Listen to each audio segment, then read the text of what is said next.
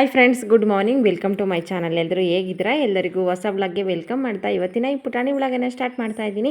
ಈ ವ್ಲಾಗ್ ಇಷ್ಟ ಆದರೆ ಲೈಕ್ ಮಾಡಿ, ಶೇರ್ ಮಾಡಿ. ಪ್ಲೀಸ್ ನಮ್ಮ ಚಾನಲ್ಗೆ ಯಾರು ಸಬ್ಸ್ಕ್ರೈಬ್ ಆಗಿಲ್ಲ ಸಬ್ಸ್ಕ್ರೈಬ್ ಮಾಡಿಕೊಂಡು ಸಪೋರ್ಟ್ ಮಾಡಿ ಅಂತ ಕೇಳ್ಕೊಳ್ತಾ ಇದ್ದೀನಿ. ಇವತ್ತು ನನ್ನ ಮಗಳು ಮಾಡಿರೋ ಅವಾಂತರದಿಂದ ಬೆಳಗ್ಗೆಯಿಂದ ಮಧ್ಯಾಹ್ನ ತನಕ ಬರೀ ಈ ಕೆಲಸನೇ ಆಯಿತು. ಈಗ ಮಧ್ಯಾಹ್ನ ಮೇಲೆ ನನ್ನ ಕೆಲಸಗಳನ್ನು ಶುರು ಮಾಡ್ಕೊಂಡಿದ್ದೀನಿ. ಆ ಮಕ್ಕಳಿದ್ದ ಮನೇಲಿ ಇದೆಲ್ಲ ಕಾಮನ್ ಅನಿಸುತ್ತೆ. ಎಷ್ಟು ತರಲೆ ಕೆಲಸ ಮಾಡ್ತಾಳಲ್ವ ಇವಳು. ಈಗ ಬೆಳಗ್ಗೆ ತಿಂಡಿಗೆ ಅಕ್ಕಿ ರೊಟ್ಟಿ ಮಾಡಿ ನಾನಿಲ್ಲಿ ಕೋಸ್ಗೆಡ್ಡೆ ಉಡುಪಲ್ಯ ಮಾಡ್ತಾಯಿದ್ದೀನಿ. ಅದಕ್ಕೀಗ ಒಂದು ಬಾಣಲೆಗೆ ಒಂದು 4 ಸ್ಪೂನ್ ಆಗುವಷ್ಟು ಎಣ್ಣೆ, ಸಾಸಿವೆ, ಜೀರಿಗೆ, ಕಡಲೆಬೇಳೆ, ಈರುಳ್ಳಿ ಹಾಕ್ಕೊಂಡು ಫ್ರೈ ಮಾಡ್ಕೊಳ್ಳೋದು. ಅದಕ್ಕೆ ಖಾರಕ್ಕೆ ಎಷ್ಟು ಬೇಕೋ ಅಷ್ಟು ಹಸಿರು ಮೆಣಸಿನ್ಕಾಯಿ ಕೂಡ ಹಾಕಿದ್ದೀನಿ. ಇದು ಮೆಣಸಿನ್ಕಾಯಿ ತುಂಬಾ ಸ್ಟ್ರಾಂಗ್ ಇದೆ, ಹಾಗಾಗಿ ಸ್ವಲ್ಪ ಹಾಕ್ಕೊಂಡಿದ್ದೀನಿ. ಈರುಳ್ಳಿ ಫ್ರೈ ಆಗೋದ್ರೊಳಗೆ ಕೋಸನ್ನು ಸಣ್ಣದಾಗಿ ಪೀಸ್ ಮಾಡಿ ಹೆಚ್ಚಿಟ್ಟು ಅದನ್ನು ಕುಕ್ಕರಲ್ಲಿ ಹಾಕಿ ನೀರು ಹಾಕಿ ರುಚಿಗೆ ಬೇಕಾಗುವಷ್ಟು ಉಪ್ಪನ್ನು ಹಾಕಿ 1 ವಿಷಲ್ ಕೂಗಿಸ್ಕೊಂಡಿರ್ತೀನಿ. ಈ ಕಡೆ ಈರುಳ್ಳಿ ಫ್ರೈ ಆದಮೇಲೆ 1 ಟೊಮೊಟೊನ ಹಾಕ್ತೀನಿ. ಟೊಮೊಟೊ ಚೆನ್ನಾಗಿ ಸಾಫ್ಟ್ ಆಗಬೇಕು. ಈ ಪಲ್ಯ ಮಾಡೋದು ತುಂಬಾ ಈಸಿ, ತುಂಬ ರೀತಿಯಾಗಿ ಮಾಡಬಹುದು. ಇದು ಈಸಿ ಮೆಥಡು, ಟೇಸ್ಟ್ ಕೂಡ ತುಂಬ ಚೆನ್ನಾಗಿ ಬರುತ್ತೆ. ರೊಟ್ಟಿ, ಚಪಾತಿ, ದೋಸೆಗೆ ಸೂಪರ್ ಕಾಂಬಿನೇಷನ್ ಅಂತಲೇ ಹೇಳ್ಬಹುದು ಈ ಪಲ್ಯನ. ಈಗ ರುಚಿಗೆ ಬೇಕಾಗುವಷ್ಟು ಉಪ್ಪನ್ನು ಹಾಕ್ತಾಯಿದ್ದೀನಿ. ಕೋಸನ್ನು ಬೇಯಿಸುವಾಗ ಅದಕ್ಕೂ ಕೂಡ ಸ್ವಲ್ಪ ಉಪ್ಪನ್ನು ಹಾಕಿರಬೇಕು, ಆವಾಗ ಟೇಸ್ಟ್ ಚೆನ್ನಾಗಿ ಬರುತ್ತೆ.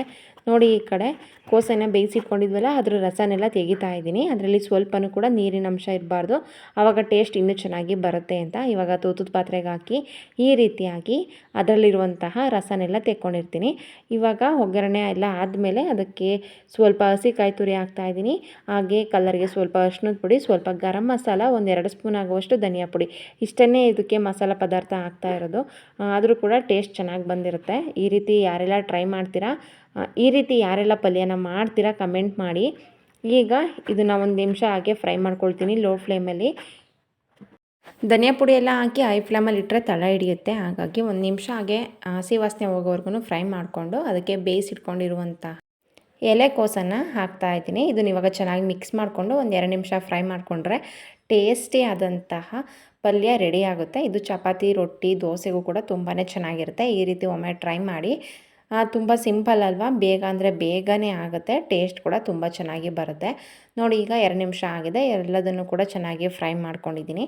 ಈ ಕಡೆ ರೊಟ್ಟಿ ಕೂಡ ಮಾಡಿಕೊಂಡೆ. ಅಕ್ಕಿ ರೊಟ್ಟಿ ಜೊತೆಗೆ ಕೋಸ್ಗಡ್ಡೆ ಪಲ್ಯ ಟೇಸ್ಟ್ ಚೆನ್ನಾಗಿತ್ತು. ತಿಂಡಿ ಎಲ್ಲ ಮುಗಿಸ್ಕೊಂಡ್ವಿ. ಇನ್ನು ನಮ್ಮ ಕೆಲಸ ಶುರುವಾಯಿತು. ಫ್ರೆಂಡ್ಸ್, ಎಲ್ಲರೂ ಹೇಗಿದ್ದೀರಾ? Welcome to my channel. ಇವಾಗ ಮಧ್ಯಾಹ್ನದಿಂದ ವ್ಲಾಗನ್ನು ಮತ್ತೆ ಕಂಟಿನ್ಯೂ ಮಾಡ್ತಾಯಿದ್ದೀನಿ. ಬೆಳಗ್ಗೆ ಎಲ್ಲ ಕೆಲಸ ಆಯಿತು, ಪೂಜೆ ಎಲ್ಲ ಮುಗಿಸಿ ನೆಲ ಒರೆಸಿ ತಿಂಡಿ ಎಲ್ಲ ಮಾಡಿದೆ. ಅಷ್ಟೊತ್ತಿಗೆ ಎಷ್ಟೊಂದು ಕೆಲಸ ಮುಗ್ದಿತ್ತು. ಬೇಗ ಕೆಲಸ ಮುಗಿಯುತ್ತೆ ಇವತ್ತು ಅಂತ ಅಂದ್ಕೊಂಡೆ, ಆದರೆ ಅಷ್ಟೊತ್ತಿಗೆ ನನ್ನ ಮಗಳು ಒಂದು ಕೆಲಸ ಮಾಡಿತ್ತು. ಏನು ಸೌಂಡು, ಏನು ಮಾಡಿದ್ಲು ಅಂತ ಅಂದರೆ, ಅವ್ರ ಅಪ್ಪನ ಬೈಕಿನ ಕೀಯನ್ನು ಮುಚ್ಚಿಟ್ಟಿದ್ದಾಳೆ. 2 ಕೀ ಕೂಡ ಕಾಣಿಸ್ತಾ ಇಲ್ಲ. ನಾವಂತೂ ಇಡೀ ಮನೆಯೇ ಹುಡುಕಿದ್ದೀವಿ ಅಂತ ಹೇಳ್ಬೋದು. 10 ಗಂಟೆಯಿಂದ 12 ಗಂಟೆವರೆಗೂ ಕೂಡ ಏನೇನು ಕೆಲಸ ಇಲ್ಲ. ಇಡೀ ಮನೆ ಎಲ್ಲರೂ ಕೂಡ ಹುಡುಕಿದ್ವಿ. ನಿತ್ಯ ಸ್ಕೂಲಿಗೆ ಹೋಗಿದ್ರು, ನಾನು ಲಡ್ಡುನೂ ಕೂಡ ಹುಡುಕಿದ್ಲು ಅಂತಲೇ ಹೇಳ್ಬೋದು. ಇಡೀ ಮನೆ ಹುಡುಕಿದ್ದೀವಿ, ಒಂದು ದಿವಾಂಗ್ ಕಟ್ ಸಂದಿ ಬಿಟ್ಟಿಲ್ಲ. ಮಂಚದ ಕೆಳಗೆ, ಬೀರ್ ಕೆಳಗೆ, ಟಿ ವಿ ಇದು ಮೇಕಪ್ ಸ್ಟ್ಯಾಂಡ್ ಮೇಲೆ, ಶೋ ಕೇಸ್ ಆಗಿರಬಹುದು, ಹಾಗೆ ಟೈಲರಿಂಗ್ ಮಿಷಿನ್ ಹತ್ರ, ಬುಕ್ಸ್ ಹತ್ರ, ಎಲ್ಲ ಹತ್ರನೂ ಕೂಡ ಹುಡುಕಿದ್ದೀವಿ. ಇಡೀ ಮನೆಯೇ ಸರ್ಚ್ ಮಾಡಿದ್ದೀವಿ ಅಂತ ಹೇಳ್ಬೋದು.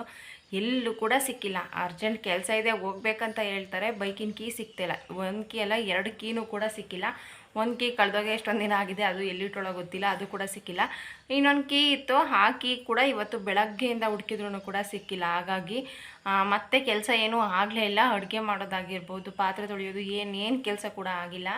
ಇವಾಗ ಲಡ್ಡುನ ಮಲಗಿಸಿ ಕೆಲಸನ ಶುರು ಮಾಡ್ಕೊಳ್ಬೇಕು.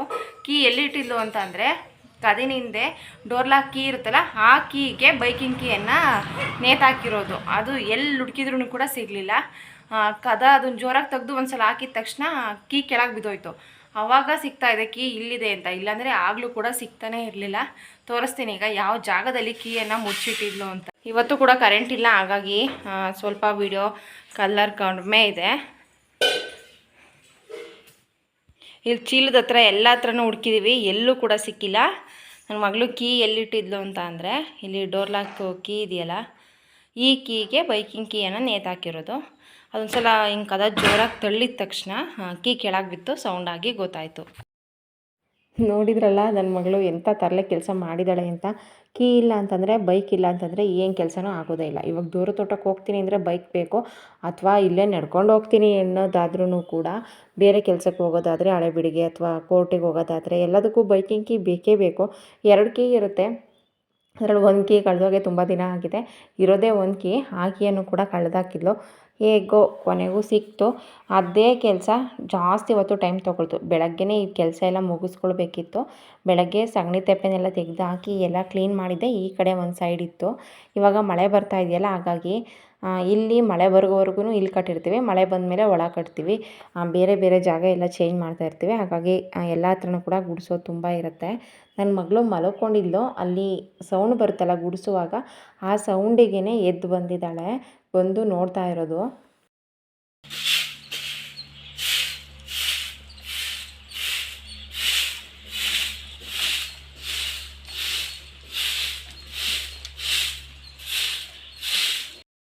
ಬೆಳಗ್ಗೆನೇ ಆಗಬೇಕಾದಂತಹ ಕೆಲಸ ಈಗ ಲೇಟಾಗಿ ಆಗ್ತಾಯಿದೆ ಅಷ್ಟೇ.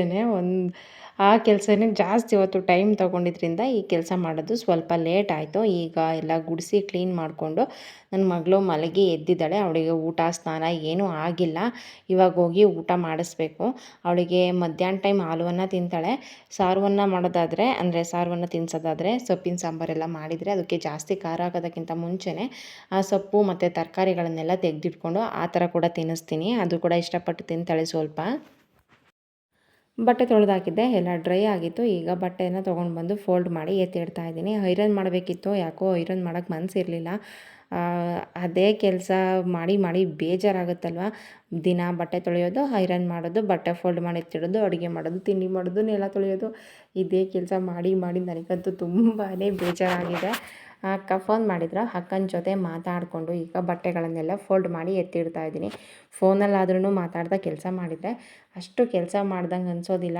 ಗಮನ ಎಲ್ಲ ಆ ಕಡೆ ಇರುತ್ತಲ್ವ, ಈ ಕಡೆ ಮಾತಾಡ್ದಂಗೂ ಆಗುತ್ತೆ, ಈ ಕಡೆ ಕೆಲಸ ಕೂಡ ಎಲ್ಲ ಮುಗಿಯುತ್ತೆ. ಹಾಗಾಗಿ ಮಾತಾಡಿಕೊಂಡು ಇವಾಗ ಬಟ್ಟೆಗಳನ್ನೆಲ್ಲ ಫೋಲ್ಡ್ ಮಾಡಿ ಎತ್ತಿಡ್ತಾ ಇದ್ದೀನಿ. ನಾನು ಎಲ್ಲಿರ್ತೀನಿ, ನನ್ನ ಮಗಳು ಅಲ್ಲಿ ಇರಲೇಬೇಕು. ನಾನು ಅಲ್ಲೇ ಕೂತ್ಕೊಂಡು ಬಟ್ಟೆಗಳನ್ನು ಫೋಲ್ಡ್ ಮಾಡ್ತಾಯಿದ್ದೀನಿ. ನನ್ನ ಮಗಳು ಅಲ್ಲೇ ಬಲೂನ್ ಹಿಡ್ಕೊಂಡು ಆಟ ಆಡ್ತಾಯಿದ್ದಾಳೆ. ಅವಳಿಗೆ ಬಲೂನ್ ಅಂದರೆ ತುಂಬಾ ಇಷ್ಟ. ಇದು ಅವಳು ಬರ್ತಡೇಗೆ ತಂದಿರುವಂತಹ ಬಲೂನ್ ಇನ್ನೂ ಇದೆ, ಚೆನ್ನಾಗಿದೆ ಕ್ವಾಲಿಟಿ. ಹಾಗಾಗಿ ಅವಳು ಅಷ್ಟು ರಫಾಗಿ ಯೂಸ್ ಮಾಡಿದ್ರೂ ಕೂಡ ಅಷ್ಟು ಒಡೆದೋಗಿಲ್ಲ. ಕೆಲವೊಂದು ಮಾತ್ರ ಒಡೆದೋಗಿದೆ. ನಿತ್ಯ ನೋಡಿ ಇಲ್ಲಿ ಕೂತ್ಕೊಂಡಿದ್ದಾಳೆ. ಲಡ್ಡು ಇಲ್ಲಿ ನಿಂತ್ಕೊಂಡು ಆಟ ಆಡ್ತಾಯಿದ್ದಾಳೆ. ಬಳೆ ನೋಡಿ, ನಂದು ಬಳೆ ಅಂತ ತೋರಿಸ್ತಾ ಇದ್ದಾಳೆ. ಹೆಣ್ಮಕ್ಳಿಗೆ ಇನ್ನೇನೂ ಇಲ್ಲ, ಹೊಸ ಬಟ್ಟೆ, ಸ್ಟಿಕ್ಕರ್ ಅಂತೆ, ನೈಲ್ ಪಾಲಿಶು, ಮೆಹಂದಿ ಅಂತೆ, ಜ್ಯುವೆಲರ್ಸ್ ಅಂತೆ, ಇದ್ರ ಮೇಲೇ ಜಾಸ್ತಿ ಗಮನ ಇರುತ್ತೆ. ನನ್ನ ಲಡ್ಡು ಕೂಡ ಅದನ್ನೇ ತೋರಿಸ್ತಾ ಇದ್ದಾಳೆ. ಈಗ ಬಟ್ಟೆನೆಲ್ಲ ಫೋಲ್ಡ್ ಮಾಡಿ ಎತ್ತಿಟ್ನ. ಈಗ ಸ್ವಲ್ಪ ಪಾತ್ರೆ ಇತ್ತು, ಪಾತ್ರೆನೆಲ್ಲ ತೊಳ್ಕೊಳ್ತಾ ಇದ್ದೀನಿ. ಆನಂತರ ಸಂಜೆ ಆಗ್ತಾ ಬಂತಲ್ಲ, ಇನ್ನೇನು ಕಸ ಗುಡಿಸೋದು, ಮತ್ತು ಬಾಗಿಲನ್ನು ತೊಳೆಯೋದು, ದೀಪ ಹಚ್ಚೋದು, ಹಾಲು ಕರಿಯೋದು, ಬೂಸ ಇಡೋದು, ಮಾಮೂಲಿ ಕೆಲಸ ಇನ್ನು ಮತ್ತೆ ಶುರುವಾಗುತ್ತೆ. ಎಣ್ಣೆ ಬಾಟಲಲ್ಲಿ ಎಣ್ಣೆ ಖಾಲಿ ಆಗಿತ್ತು, ಹಾಗಾಗಿ ವಾಶ್ ಮಾಡೋದಕ್ಕೆ ಹಾಕಿದ್ದೆ. ನಾನು ಪ್ರತಿ ಸಲವೂ ಹೀಗೆ ದಿನಸಿ ಬಾಕ್ಸ್ ಆಗಿರ್ಬೋದು ಅಥವಾ ಎಣ್ಣೆ ಬಾಟ್ಲಿ ಯಾವುದಾದ್ರೂ ಅಷ್ಟೇ, ಖಾಲಿ ಆದಾಗ ಆ ಬಾಕ್ಸನ್ನು ವಾಶ್ ಮಾಡಿ ನಂತರ ಅದಕ್ಕೆ ದಿನಸಿ ಬೇಕೋ ಎಣ್ಣೆ ಬೇಕೋ ಅದನ್ನು ಹಾಕಿಟ್ಕೊಂಡ್ರೆ ಯಾವಾಗಲೂ ಕೂಡ ಬಾಕ್ಸ್ಗಳು ಕ್ಲೀನಾಗೇ ಇರುತ್ತೆ. ಅದರಲ್ಲಿ ದಿನಸಿ ಬಾಕ್ಸ್ಗಿಂತ ಎಣ್ಣೆ ಬಾಟಲ್ ಬೇಗನೆ ಗಲೀಜಾದಂಗೆ ಅನ್ನಿಸ್ತಾ ಇರುತ್ತೆ. ಯಾಕೆಂದರೆ ಎಣ್ಣೆ ಎಲ್ಲ ಮೇಲ್ಗಡೆ ಅಂತೂ ಒಂಥರ ಮುಟ್ಟೋದಕ್ಕೇ ಆಗ್ತಾ ಇರಲ್ಲ, ಆ ರೀತಿಯಾಗಿ ಆಗಿರುತ್ತೆ. ಹಾಗಾಗಿ ನಾನು ಎಣ್ಣೆ ಖಾಲಿ ಆದಾಗೆಲ್ಲ ಈ ರೀತಿಯಾಗಿ ಮಾಡ್ತೀನಿ. ಅದು 15 ದಿನಕ್ಕಾದ್ರೂ ಖಾಲಿ ಆಗಬಹುದು ಅಥವಾ 20 ದಿನಕ್ಕಾದ್ರೂ ಖಾಲಿ ಆಗಬಹುದು. ಅದು ಯಾವಾಗ ಖಾಲಿ ಆಗುತ್ತೆ ಆವಾಗ ಎಣ್ಣೆ ಬಾಟಲ್ನೆಲ್ಲ ವಾಶ್ ಮಾಡಿ ಅದನ್ನು ಒರೆಸ್ಬಿಟ್ಟು ಮತ್ತೆ ಬೇರೆ ಎಣ್ಣೆನ ಹಾಕಿ ಎತ್ತಿಟ್ಕೊಳ್ಳೋದು. ಈಗ ಹೇಳಿದ್ನಲ್ಲ ಹಿಂದಿನ ವ್ಲಾಗಲ್ಲಿ ನನಗೆ ಹೂವಿನ ಗಿಡಗಳನ್ನು ಇತ್ತೀಚೆಗೆ ಜಾಸ್ತಿ ಹಾಕ್ಬೇಕಂತ ಅನ್ನಿಸ್ತಾ ಇದೆ ಅಂತ. ಇದೊಂದು 2 ಕಲರ್ ನಂಗೆ ತುಂಬ ಇಷ್ಟ ಆಯಿತು. ಇದು ದಾಸವಾಳದ ಹೂವು ಬಿಟ್ಟಾಗ ತೋರಿಸ್ತೀನಿ. ಅಲ್ಲಿ ಪಕ್ಕದಲ್ಲಿ ಒಂದು ಸಣ್ಣ ಮಗು ಕಾಣಿಸ್ತಾ ಇದೆಯಲ್ಲ, ಆ ಗಿಡದದು ಹೂವು ಎಷ್ಟು ಚೆನ್ನಾಗಿತ್ತು ಕಲ್ಲರು. ಹಾಗಾಗಿ ಅದೊಂದು ಗಿಡ ಚಿಗುರಿಸ್ಬೇಕು ಅಂತ ಅನ್ನಿಸ್ತು. ಹಾಗಾಗಿ ಅದೊಂದು ಕಡ್ಡಿನ ತೊಗೊಂಡು ಬಂದು ಇವಾಗ ಕಟ್ ಮಾಡಿ ಪ್ಯಾಕೆಟಿಗೆ ಹಾಕ್ತೀನಿ. ಅದಕ್ಕೀಗ ಮಣ್ಣು ಮತ್ತು ಗೊಬ್ಬರನ ಮಿಕ್ಸ್ ಮಾಡ್ಕೊಂಡಿದ್ನಲ್ಲ, ಅದನ್ನು ಪ್ಯಾಕೆಟಿಗೆ ತುಂಬಿಟ್ಕೊಂಡಿದ್ದೀನಿ. ಅದಕ್ಕೀಗ ಹಾಕ್ತೀನಿ. ಹಾಗೆ ಇನ್ನೊಂದು ಅದನ್ನು ನಂಜುಬೆಟ್ಲು ಗಿಡ ಅಂತಾರೆ ಅಥವಾ ಕಣುಗ್ಲು ಅಂತಲೂ ಅಂತಾರೆ. ಅದಂತೂ ಒಂದು ಪುಟಾಣಿ ಮಲ್ಲಿಗೆ ಹೂವಿನ ಥರ ಕಾಣಿಸುತ್ತೆ ನೋಡೋದಕ್ಕೆ. ಪ್ರತಿ ದಿನವೂ ಕೂಡ ಹೂ ಕಿತ್ಕೊಂಡ್ರೂ ಹೂ ಬರ್ತಾನೆ ಇರುತ್ತೆ, ಅಷ್ಟೊಂದು ಹೂ ಬಿಡುತ್ತೆ. ಅದೊಂದು ಗಿಡ ಇದ್ದರೆ ಸಾಕು, ಸಣ್ಣ ಹೂ ಸಿಗ್ತಾನೆ ಇರುತ್ತೆ. ಅದರಲ್ಲಿ ಬೇಕಾದ್ರೆ ಹಾರ ಆದ್ರೂ ಬೇಕಾದ್ರೆ ಮಾಡ್ಕೊಳ್ಬಹುದು. ಹಾಗೆ ಬಿಡಿ ಹೂ ಥರನೂ ಕೂಡ ಅದನ್ನು ಬಳಸ್ಕೋಬಹುದು. ವೈಟ್ ಕಲರ್ ಇದು, ತುಂಬ ಚೆನ್ನಾಗಿ ಹೂ ಬಿಡುತ್ತೆ. ಹಾಗಾಗಿ ಅದನ್ನು ಕೂಡ ತೊಗೊಂಡು ಬಂದು ಕಟ್ ಮಾಡಿ ಎಲ್ಲದನ್ನು ಕೂಡ ಪ್ಯಾಕೆಟಿಗೆ ಹಾಕಿ ಎತ್ತಿಟ್ಕೊಂಡೆ. ಈಗ ನನ್ನ ಮಗಳಿಗೆ ಮ್ಯಾಗಿ ಬೇಕಂತೆ. ನನಗೆ ಬೆಳಗ್ಗೆಯಿಂದ ಕೆಲಸ ಮಾಡಿ ಸಾಕಾಗ್ತಾಯಿತ್ತು. ನನಗೆ ಮ್ಯಾಗಿ ಮಾಡೋ ಹಾಗೇ ಇರಲಿಲ್ಲ, ಫುಲ್ ಬೇಜಾರು ಅನ್ನಿಸ್ತಾಯಿತ್ತು. ಆದ್ರೂ ಮ್ಯಾಗಿ ಬೇಕು ಅಂತ. ನಾನು ಮ್ಯಾಗಿ ಯಾವಾಗಲೂ ಕೊಡೋದಿಲ್ಲ. ಒಂದು ಪ್ಯಾಕೆಟ್ ಇತ್ತು, ಅದನ್ನು ನೋಡಿದಾಗ ತಿನ್ನಬೇಕಂತ ಅನ್ನಿಸ್ತಾ ಇತ್ತಂತೆ. ಹಾಗಾಗಿ ಮಾಡ್ತಾಯಿದ್ದೀನಿ. ಕ್ಯಾರೆಟ್ ನೋಡಿದ್ರೇ ಗೊತ್ತಾಗುತ್ತೆ ಎಷ್ಟು ದಪ್ಪದಾಗಿ ಕಟ್ ಮಾಡಿದ್ದೀನಿ ಅಂತ. ಯಾಕೆಂದರೆ ನಿಜವಾಗ್ಲೂ ಮ್ಯಾಗಿ ಮಾಡೋವಷ್ಟು ಪೇಷನ್ಸ್ ಇರಲಿಲ್ಲ. ಅಂದರೆ ಅಡುಗೆ ಎಲ್ಲ ಮುಗ್ದಿತ್ತು, ಅಡುಗೆ ಎಲ್ಲ ಮಾಡಾದಮೇಲೆ ಮ್ಯಾಗಿ ಬೇಕು ಅಂತ. ಹಾಗಾಗಿ ಸಿಂಪಲಾಗಿ ಸಾಸಿವೆ, ಜೀರಿಗೆ, ಎಣ್ಣೆ, ಈರುಳ್ಳಿ ಹಾಕ್ಕೊಂಡು ಫ್ರೈ ಮಾಡಿಕೊಂಡು ನಂತರ ಅದಕ್ಕೆ ಕ್ಯಾರೆಟ್ ಹಾಕ್ಕೊಂಡು ಫ್ರೈ ಮಾಡ್ತಾಯಿದ್ದೀನಿ.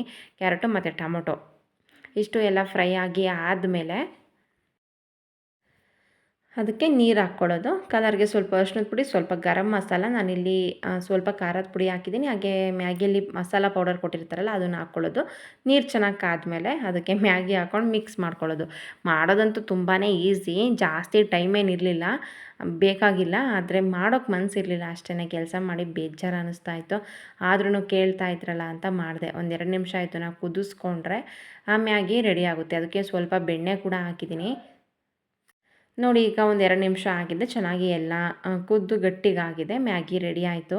ಏನು ಮಾಡ್ತಿದ್ದೀರ ಲಡ್ಡು? ಬಲೂನ್ ಕಟ್ಕೊಂತಿದ್ಯಾ? ಹಾಂ, ಅದು ರೀಲ್ಸಲ್ಲಿ ನೋಡಿರೋದು. ಬಲೂನ್ ಒಳಕ್ಕೆ ನೀರು ಹಾಕಿ ನೀರನ್ನು ಸೈಕಲಿಗೆ ಹಂಗೆ ಬಲೂನಲ್ಲಿ ಕಟ್ಕೊಂಡು ಸೈಕಲಿಗೆ ಹಾಕ್ಕೊಳ್ಳೋದು ಅಲ್ವಾ ಲಡ್ಡು? ಲಡ್ಡು, ಬಲೂನ್ ಒಳಗೆ ನೀರು ಯಾರು ಹಾಕ್ಕೊಟ್ಟಿದ್ದು? ಹಾಂ, ಯಾರು ಹಾಕ್ಕೊಟ್ಟಿದ್ದು? ಚಿನ್ನಿ. ಅದನ್ನ ಎಲ್ಲಿ ನೋಡ್ಕೊಂಡೆ? ಹಾಂ, ದೀಕ್ಷಿ ಮಾಡ್ಕೊಂಡಿದ್ನ ಹಂಗೆ? ಅಲ್ಲಿ ಹೋಗಲ್ಲಿ ಲಕ್ಷ್ಮಿ ಸಗಣಿ ಹಾಕಿದ್ದಾಳೆ, ಹೋಗಿ ಬಾಚಾಕ್ ಬರ, ಕ್ಲೀನ್ ಮಾಡಿ ಬರೋದು. ನಾನು ಮಾಡಿದ್ನಲ್ಲ ಅದು ನೋಡ್ಕೊಂಡು ಮಾಡಿದ್ದಾಳೆ. ಹೋಗಮ್ಮ. ಯಾಕೆ ಕ್ಲೀನ್ ಮಾಡಲ್ಲಮ್ಮ? ಯಾಕೆ ಮಾಡಲ್ಲ? ಬಾಯ್ ಮಾಡು. ಇವತ್ತಿನ ಈ ಪುಟಾಣಿ ವ್ಲಾಗನ್ನು ಇಲ್ಲೇ ಮುಗಿಸ್ತಾ ಇದ್ದೀನಿ. ಈ ವ್ಲಾಗ್ ಇಷ್ಟ ಆದರೆ ಲೈಕ್ ಮಾಡಿ, ಶೇರ್ ಮಾಡಿ. ಪ್ಲೀಸ್ ನಮ್ಮ ಚಾನಲ್ಗೆ ಯಾರು ಸಬ್ಸ್ಕ್ರೈಬ್ ಆಗಿಲ್ಲ ಸಬ್ಸ್ಕ್ರೈಬ್ ಮಾಡಿಕೊಂಡು ಸಪೋರ್ಟ್ ಮಾಡಿ ಅಂತ ಕೇಳ್ಕೊಳ್ತಾ ಇದ್ದೀನಿ. ಸಿಗ್ತೀನಿ ಮುಂದಿನ ಹೊಸ ವ್ಲಾಗಲ್ಲಿ. Thank you.